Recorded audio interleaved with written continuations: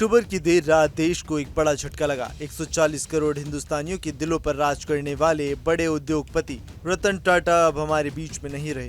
केवल कारोबारी के तौर पर नहीं बल्कि अपनी दानवीरता और दरियादिली के नाम से जाने जाने वाले रतन टाटा ने बुधवार देर रात आखिरी सांस ली।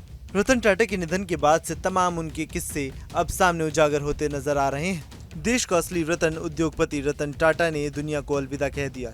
86 साल की उम्र में उन्होंने मुंबई के ब्रिज कैंडी अस्पताल में अंतिम सांस ली। दरअसल रतन टाटा से जुड़े बदले की कहानियां अब सामने आ रही है। उन्होंने फोर्ड मोटर्स के चेयरमैन से अपने अपमान का बदला बड़े ही दिलचस्प अंदाज में लिया था। ये बात है साल 90 के दशक की, जब टाटा सन्स के चेयरपर्सन रहते हुए रतन टाटा के नेतृत्व में टाटा मोटर्स ने अपनी कार टाटा इंडिका लॉन्च की।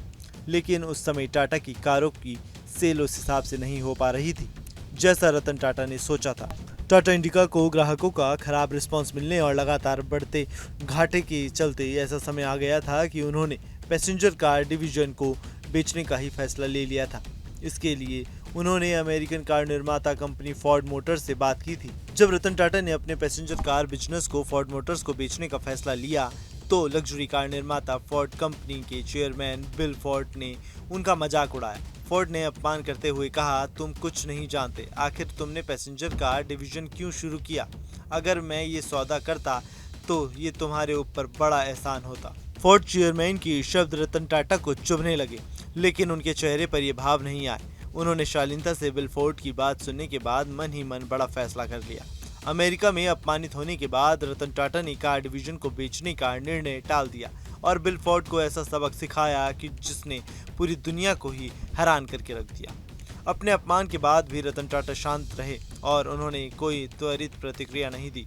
उसी रात वे मुंबई के लिए वापस लौट आए। उन्होंने इस अपमान को लेकर कभी किसी से जिक्र नहीं किया, बल्कि अपना पूरा ध्यान कंपनी के कार डिवीजन को बुलंदियों पर पहुंचाने में लगा दिया। उनकी मेहनत रंग लाई और करीब 9 साल के बाद यानी 2008 में उनकी टाटा मोटर्स दुनिया भर के मार्केट में छा चुकी थी।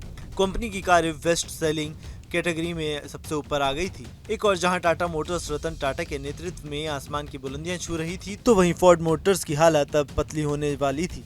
डूबती फोर्ड कंपनी को उभारने के लिए रतन टाटा आगे आए, लेकिन उनका ये कदम अपने उस अपमान का बदला लेने का एक जोरदार तरीका था जो फोर्ड चेयरमैन ने किया था। दरअसल जब फोर्ड बड़े नुकसान में थी तो 2008 में ही टाटा चेयरमैन रतन टाटा ने उनकी कंपनी की सबसे लोकप्रिय जैगवार और लैंड रोवर ब्रांड को खरीदने का ऑफर दे डाला। इस सौदे से रतन टाटा को अमेरिका नहीं जाना पड़ा, बल्कि उनका अपमान करने वाले बिल फोर्ड को खुद अपनी पूरी टीम के साथ मुंबई आना पड़ा। मुंबई में रतन टाटा के ऑफर को एक्सेप्ट करते हुए बिल फोर्ड के सुर ही बदल गए।